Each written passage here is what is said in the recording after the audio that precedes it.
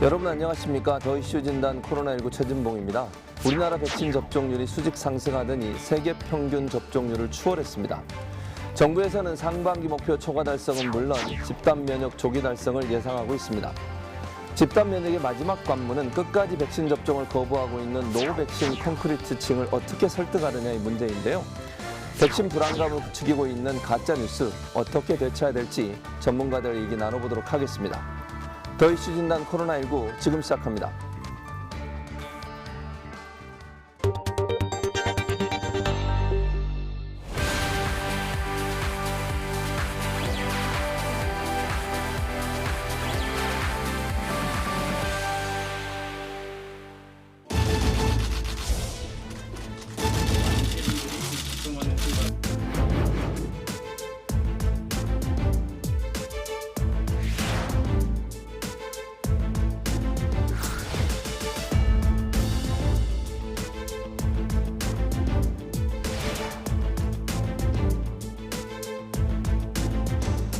상반기 접종 목표 1,300만 명과 전국민 25% 이상의 접종은 조기에 달성 가능할 것으로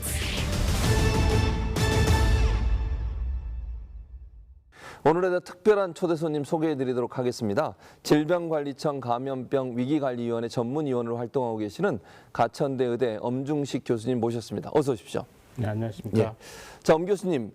우리나라의 예방접종, 백신 접종률이 수직 상승하고 있는 상황이고 이러다 보니까 세계 평균 예방접종률을 초월했다 이런 소식까지 들리고 있는데 이런 상황 좀 고무적으로 보이는 거 맞는 거죠? 네, 매우 고무적인 상황입니다. 그런데 이제 많은 전문가들이 우리나라는 그 어린이를 위한 소아 예방접종 프로그램부터 성인들을 위한 독감 예방접종 프로그램 같은 것들을 운영하고 있는 나라 중에 가장 접종률이 높은 나라 중에 하나입니다. 그렇기 때문에 워낙 접종과 관련된 이 인프라가 워낙 잘 갖추어져 있고 또 이 접종에 이 동원되는 의료진들도 훈련이 굉장히 잘 되어 있는 그런 나라이기 때문에 애초에 백신 공급만 원활하게 잘 된다면 접종이 굉장히 빠르게 이루어질 수 있다라고 예측을 하고 있었습니다. 그렇기 때문에 초기에 백신이 도입되는 것이 너무 느린 게 아니냐, 막 이런 지적이 있을 때도 많은 전문가들이 도입 이후에 실제 접종 속도는 우리가 훨씬 빠를 가능성이 높다라고 얘기를 했고, 실제 지금 하루에 70만에서 80만 명 넘는 숫자가 접종을 하고 있는데 이런 정도의 속도를 내고 있는 나라는 거의 우리나라가 유일하지 않나라고 생각을 하고 있고, 그렇기 때문에 6월 달까지 우리 정부가 1,300만 명에서 1,400만 명으로 접종 그 목표를 바꿨는데 충분히 달성할 수 있지 않나 이렇게 생각을 합니다. 문재인 대통령이 그래서 이런 얘기를 했습니다. 올 추석도 추석답게 가족을 만나고 적어도 가족끼리는 마스크를 벗고 대화를 나눌 수 있도록 해드리는 것이 정부의 목표입니다. 특히 추석을 추석답게 보내야 되는데 아마도 가족끼리 마스크 벗는 것을 가능할 것이다. 목표로 삼는다라고 했는데 이재복 교수님, 이거 믿어도 됩니까? 가능합니까? 그러니까 마스크 착용과 관련된 부분에 이제 국민들이 상당히 이제 좀 관심도 많고 이슈가 집중되고 있는데, 사실 방역이라는 측면에 있어서 마스크를 벗느냐 마느냐가 어떤 백신 접종의 어떤 궁극적인 목표로 보시면 사실은 조금 어려울 수는 있습니다. 왜냐하면 이제 백신 접종을 다 하시더라도 특히 돌파 감염이나 이런 사례들 실제 보고가 되고 있잖아요. 그래서 이제 무증상 감염이나 이런 예방 효과는 실제 증상을 나타내는 예방 효과보다 좀 떨어지게 되기는 하고요.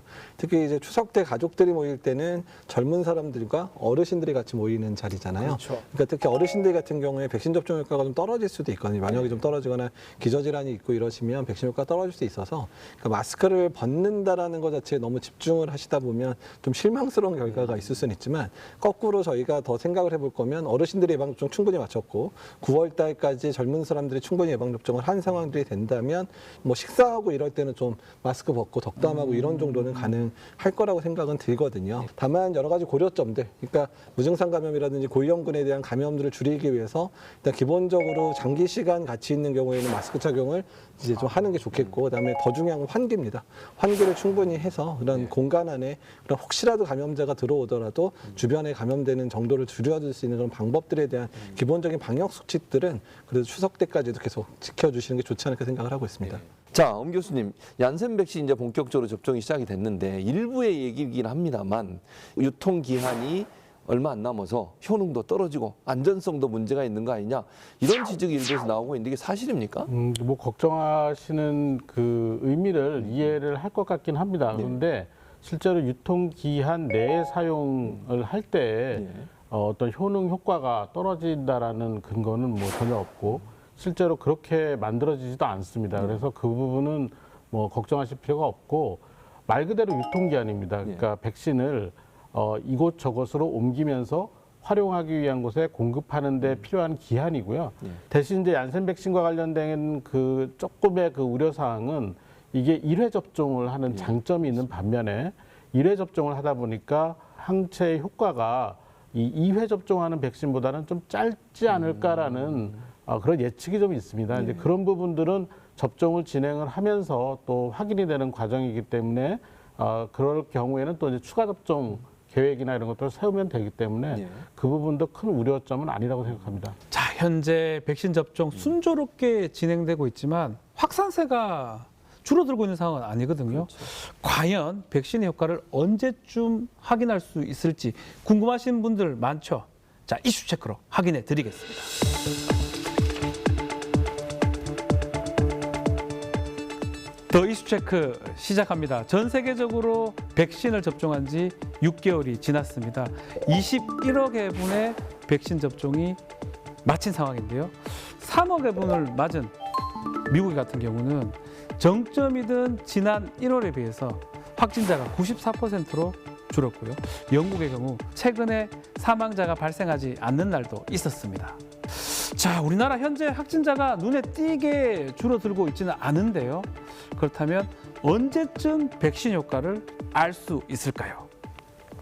예, 그 전체 확진자 수가 줄어들 정도로 백신 접종률이 올라가지는 않은 상황입니다. 그런데 실제 확진자가 비슷하게 유지가 되더라도 확진자가 나오는 양상은 실제 굉장히 많은 변화가 있었습니다. 특히 이제 요양원이나 요양병원 같은 장기 요양 시설에서 재원 중이던 환자분들이 집단 발생을 하면서 사망자가 많이 속출을 했었는데 최근엔 이걸 거의 보기가 어렵습니다. 요양원, 요양병원에서 확진자 사례도 드물고 또 감염이 되더라도 사망자가 거의 나오지 않고 있는 그런 양상이고요. 그다음 아주 느리지만 특히 이제 초기에 접종을 시작한 70대 이상에서는 확진자도 조금씩 줄어드는 양상을 보이고 있습니다. 고령층 등 취약계층의 예방접종이 완료되면 7월부터는 코로나19의 위험성이 한층 더 낮아질 것입니다.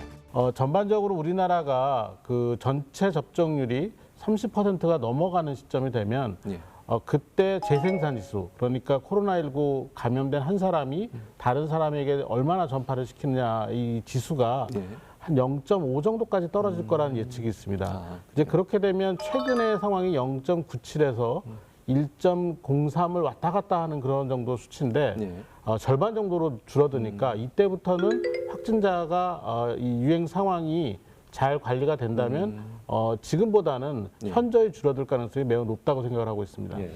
어느 정도 백신 접종률이 잘 진행이 되고 있는데 새로운 고민이 생겼습니다. 바로 접종률 둔화 현상인데요. 미국의 경우 다음 달 4일까지 성인 70%가 1회 정도는 접종할 수 있는 계획을 세웠는데 최근 접종률 속도가 조금 줄어들고 있는 상황입니다. 달성하기 어려울 거라는 전망도 있고요. 바로 우리나라 역시 집단 면역의 가장 마지막 관문이 백신 거부 콘크리트층이 있다는 건데 이들을 어떻게 설득해야 됩니까? 백신 접종과 관련돼 있어서 이제 미국이나 이스라엘 사례를 많이 언급을 하는데요. 그러니까 미국하고 이스라엘이 대부분 비슷한 경과를 보였는데 50% 올라갈 때까지 정말 빠른 속도로 올라가는데 50%에서 60% 올라갈 때 속도가 상당히 떨어졌는데 그러니까 그 이유 중에 하나가 뭐냐면 50% 정도는 이미 접종에 대해서 아주 동의를 잘하고 난 접종 꼭 반드시 할 거라는 사람들을 접종하는 부분들은 금방 진행이 됐는데 이제 50% 넘기 시작하면 그 남은 인구 중에서는 이미 나는 백신 안 맞을 거야라고 이제 거부하는 사람들이 섞여 있다 보니까 그러니까 속도가 이제 둔화돼서 지금 이스라엘도 70% 못 넘고 있거든요. 60%대에서 계속 지금 지지부진한 상황이 있고 아마도 못 넘지 않을까 이렇게 예상을 하고 있는 상황입니다. 그러니까 어디나 마찬가지지만 그러니까 접종률을 결정하는 부분에 있어서 그러니까 동의하시는 분들 먼저 접종이 이루어지고요. 그 다음에 이제 접종이 충분히 이루어지는 상황이 돼버리면 먼저 맞은 사람들 때문에 편승해서 내가 접종을 할까 말까 망설이는 분들이 접종에 동참하게 됩니다. 그러니까 이제 단적인 예로 영국이 비슷한 상황이었는데요. 영국이 예방접종 시작하기 전에는 접종을 하겠다는 사람이 60% 정도밖에 안 됐는데 1월, 2월 넘어서면서 접종률이 막 올라가니까 저 사람 마스크 괜찮네? 특별한 문제 없네? 그 백신 맞고 나니까 마음이 되게 편해 보여 이러면서 접종 동의가 1, 2월 넘어서부터 80%대까지 올라갔고요. 우리나라도 비슷한 현상이 보이는데 그러니까 3월, 4월에 계속해서 여러 백신에 대한 이상 반응 얘기가 나오면서 접종 동의율이 60%까지 떨어졌는데 최근에 이제 60대 이상 예방접종 어르신들 시작하면서 접종 동의도 높아지고 또 많은 분들이 접종하다 보니까 많은 분들이 이제 편승 효과라 그러죠. 저 사람 맞으니까 나도 맞을래 이러면서 현재 접종 동의율이 거의 70%까지 올라와 있기는 하거든요.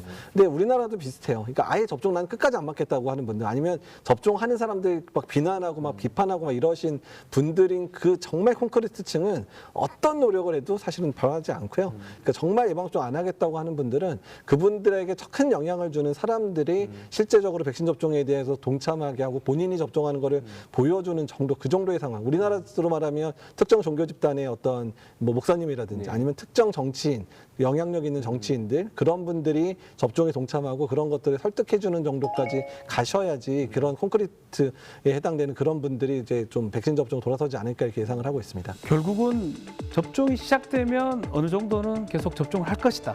그렇지만 정말 접종 거부자들은 좀 그들한테 영향을 끼칠 수 있는 사람들이 직접 좀 설득하거나 보여주는 수밖에 없다라고 말씀을 주셨습니다. 이상 더 이슈 체크였습니다.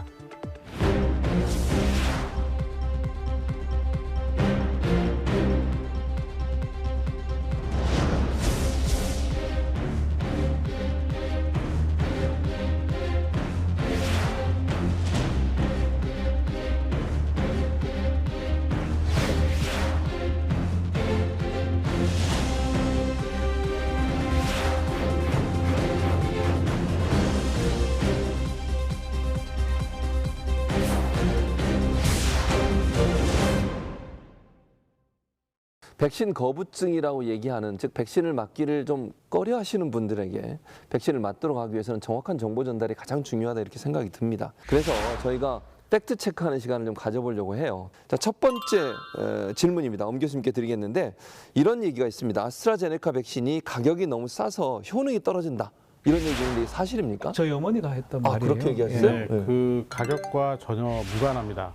그러니까 실제 그 백신을 비롯한 약물의 가격은 결국은 그 약물을 개발하는 과정에서 들어간 비용과 약물을 판매하는 그 회사가 추구하는 그 이윤 뭐 이런 것들에 의해서 결정이 되어지는데요. 일단은 이 아스트라제네카에서 만든 백신의 경우에는 개발 과정 자체가 mRNA 백신이라고 알려진 파이저나 모더나처럼 완전히 새로운 기술, 새로운 플랫폼을 이용한 게 아니라 기존의 개발 그 플랫폼을 이용을 했고 또 이 생산 시설도 이미 갖고 있는 생산 시설을 통해서 제작을 하고 그리고 공급을 하고 있거든요. 그러니까 실제로 더 들어간 돈이 별로 없는 거죠. 투자금이 그렇게 많지 않기 때문에 백신의 공급 자체에 그 필요한 비용을 최소화한 상태에서 싸게 공급이 가능했고 또한 그 이윤과 관련된 측면에서도 이 백신의 공공성에 주목을 하고 실제 아스트라제네카가 여기서 어떤 특별한 이윤을 내서 회사를 키우는 그런 목적으로 판매를 하고 있지 않습니다. 뭐 다른 회사들도 뭐 비슷한 경향을 띠고는 있지만 이제 그런 여러 가지 그 가격을 싸게 가져갈 수 있는 요인들을 다 갖고 있기 때문에 이렇게 싼 가격으로 공급이 되고 있는데 실제 그 예방 효과나 또는 여러 가지 이상 반응의 비율 뭐 이런 걸 보면은 다른 백신과 비교했을 때 크게 차이가 나지 않고 아주 우수한 효과를 보이고 있습니다. 실제 가격적인 측면을 보면은 지금 중국 백신이 가장 비싼 가격을 보이고 있는데 저희가 중국 백신이 그렇게 가격이 비싸다고 해서 좋은 백신이라고 생각하고 들여오는 그런 과정을 경험하지 않고 있지 않습니까? 전혀 반대의 어떤 그 정서가 더 많죠. 이제 그렇기 때문에 가격과 효능 효과는 정비례하는 것은 절대 아니고 그 가격을 결정하는 과정에서의 차이 그리고 투자의 차이와 이윤 추구의 차이 때문에 발생한 것이라고 생각을 하면 될 것 같습니다. 예. 또 두 번째, 최근 우리나라에서 이제 돌파 감염 사례가 발생이 됐는데 공교롭게도 화이자 백신을 맞고 나서 이런 사례들이 많이 발생하다 보니까 일부에서는 화이자 백신이 돌파 감염에 취약하다 이런 얘기가 있는데 이거 사실입니까? 그러니까 사실이라기보다는 그러니까 우리나라의 접종 현황에서 생기는 그런 착시 현상이라고 보시면 되는데요. 그러니까 지금 아스트라제네카 백신은 지금 11주에서 12주 간격으로 접종을 하고 있습니다. 그러다 보니까 좀 접종 간격이 길죠. 그러니까 1차 접종을 하고 접종 완료할 때까지 시간이 많이 걸리다 보니까 실제 접종 완료자가 6월 7일 기준으로 이제 한 60만 명 정도밖에 안 되고요. 화이자는 현재 3주 간격으로 지금 우리나라는 딱 3주 간격 지켜서 맞고 있거든요. 그러다 보니까 이미 접종 완료한 사람이 160만 명이 넘는 겁니다. 그러니까 이미 모수가 다른 거죠. 그러니까 아스트라제네카는 60만 명 중에서 이제 돌파 감염이 나오는 거고 화이자는 160만 명의 돌파 감염이 나오다 보니까 또한 화이자가 또 기간이 짧다 보니까 3주 안에 접종을 하고 이미 추적 기간이 길어지는 사람들이 더 많아지고 있죠. 그러니까 이미 뭐 한 달, 두 달, 세 달 이렇게 지나간 사람들이 많아지다 보니까 당연히 접종 완료하고 나서 시간이 지나다 보면 돌파 감염 사례가 당연히 많아질 수밖에 없거든요. 그래서 상대적으로 많아 보이는 거지. 그러니까 화이자만 맞으면 돌파 감염이 생긴다. 이거는 팩트는 아닌 것으로 알고 있습니다. 예, 그러니까 모수가 다르고 상황이 다르기 때문이다 이렇게 설명을 해주셨고요. 또 하나 완치자들도 이제 백신 접종을 해야 되는 거잖아요. 근데 일부에서 이런 얘기가 있어요. 완치 후 3개월이 지나야 접종할 수 있다 이런 얘기를 하고 있는데 이거 맞는 얘기입니까? 그렇지는 않습니다. 그러니까 코로나19에 확진이 된 뒤에 이제 완치가 되고 나면은 그 뒤에 어떤 특정한 기간을 정한 바는 없고 본인의 그 백신 접종 순서가 되면은 그냥 접종을 진행하시면 됩니다.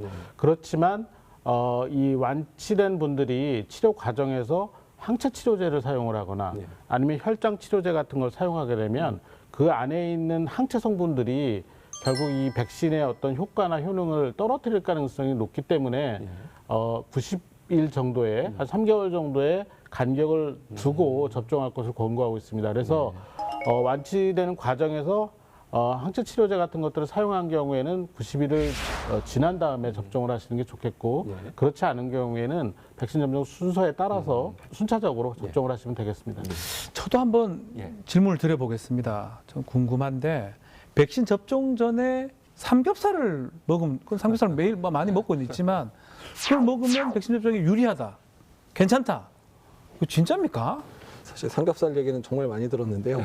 어디에도 근거가 전혀 없는 거고요. 삼겹살 저 매일 먹긴 한데. 아마 이제 뭐 사상의학이나 뭐 이러니까 이제 한의학적인 그런 해석 때문에 나온 것 같은데 그것도 한의학 하시는 분들도 그것도 별로 근거가 별로 없다라고 얘기를 하셔서 일단은 그 부분에 대해서는 아예 그냥 낭설에 가까운 상황으로 보시면 될 것 같고요. 특히 접종 전에 뭐 해열제나 항히스타민제나 뭐 심지어는 아스피린 같은 거 먹으면서 맞으면 좋지 않냐 얘기를 하시는 분들이 상당히 많은데 저희가 해열제 먹는 거 특히 아세토아미노펜 성분의 해열제를 먹어야 되는 이유는 그러니까 뭐 열이 심하게 난다든지 아니면 근육통이 너무 심하다든지 이럴 때 증상을 경감하기 위해서 드시는 건데 증상이 나타나기 전부터 특히 백신 맞기 전부터 드시면 백신 맞는다고 이런 증상이 다 생기는 건 아니거든요. 굳이 증상이 없는데 굳이 먼저 먹을 이유는 없다는 거고 그래서 이제 아플 때 먹는다 너무 아픈 다음에 약을 먹으면 그 증상 가라앉는데 시간이 오래 걸리거든요. 그러니까 조금이라도 증상이 생기려고 할 때 그러니까 몸이 으슬으슬거리거나 조금 뭐 열이 나려 그러거나 온몸이 쑤시고 아프고 이럴 때 그냥 바로 드시는 거가 지금으로서는 제일 좋다고 생각하고 항상 있습니다. 약은 아플 때 먹는 거지 미리 먹는 건 아니네요. 예, 그렇죠. 예방적으로 먹을 필요도 없고 예방적으로 먹었다고 했는데 증상 아무것도 안 나타나는데 굳이 먹을 이유도 없잖아요, 약을요. 그래서 그런 부분들을 좀 신경 써주면 좋겠습니다. 요즘 궁금해하는 분들이 있어요. 술 관련해서 궁금해하시던데 술과 접종 무슨 연관성이 이거 있습니까? 상당히 중요할 수도 있습니다. 왜냐하면 뭐 하루라도 안 먹으면 좀 힘든 사람도 있을 수 있으니까 정확하게 좀 얘기를 좀 해주십시오. 예, 사실 저희가 예방접종 전에 예제인을 하면 이 질문 정말 많이 하시거든요. 실제 그래서 오늘 회식인데 예방접종 해도 되냐 뭐 이런 얘기 되게 많이 하시는데요. 사실은 그러니까 예방접종과 음주에 대한 관련돼 있는 논문들이 사실 많지는 않습니다. 이제 예방접종 전후에 술을 마시는 것 자체가 뭐 항체 형성을 방해한다든지 항체 형성을 뭐 촉진한다든지 이런 얘기는 사실 별로 없기는 없거든요. 그래서 이제 국가마다 좀 다른데요. 그러니까 이제 미국이나 이제 유럽 같은 경우에는 아예 이제 접종 전에 술 뭐 관련돼 있는 언급 자체가 거의 없습니다. 근데 그렇다고 뭐 술을 막 마시라 이런 언급도 사실은 있지도 않고요. 근데 우리나라 같은 경우는 대부분의 예방접종 전후에 특히 예방접종 하고 나서 3일 정도는 이제 술 드시지 말라고 아예 권고안에 좀 들어가 있고요.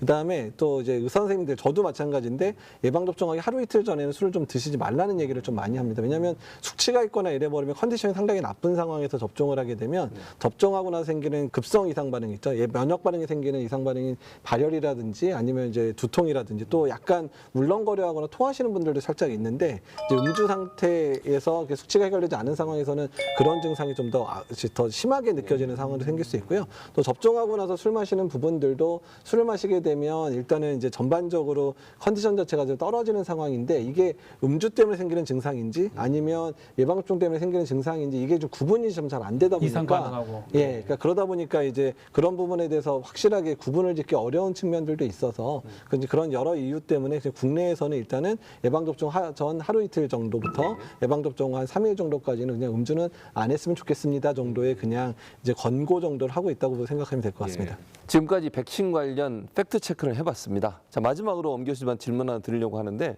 최근 외국에서는요 백신 접종률을 높이기 위해서 인센티브를 많이 제공을 하고 있습니다. 예를 들면 복권 추첨, 뭐 아파트를 지급하는 경우도 있었고요. 심지어는 맥주 할인을 해주고 이런 파격적인 유인책들이 많이 나오고 있고 우리도 지금 유인책 인센티브를 준비하고 있는 것으로 알려지고 있는데 엄 교수님이 제안을 좀 해주신다면 우리나라가 백신 접종률을 좀 높이기 위해서 어떤 유인책을 사용하면 좋을지 제안을 부탁드리겠습니다.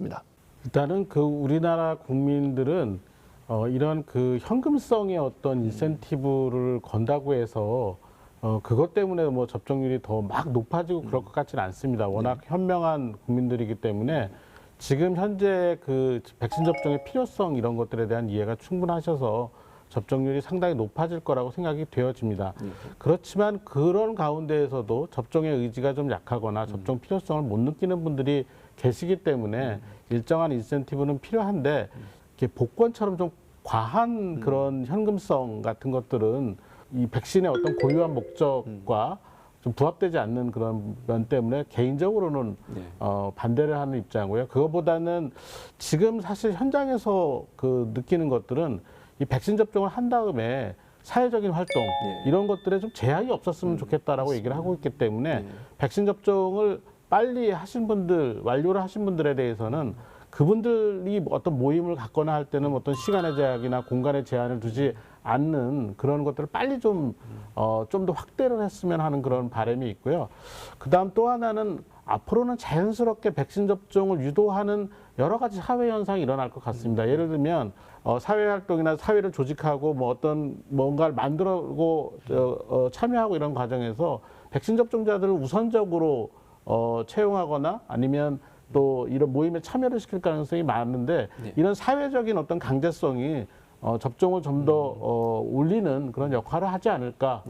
조금 어떻게 보면 좀 강제적인 그런 움직임이지만 백신 접종이라는 목표만 보면은 순기능도 있는 뭐 그런 부분이 되지 않을까 생각을 합니다. 백신 접종률을 높이기 위한 인센티브는 현금성 이런 부분보다는 우리가 생활하는 데 좀 더 편리성을 가져올 수 있는 자가격리를 좀 면제해 준다든지 아니면 모임이나 시간 이 부분에 대한 좀 더 많은 혜택을 주는 쪽으로 가는 게 좋지 않겠나 이런 제안을 해주셨습니다.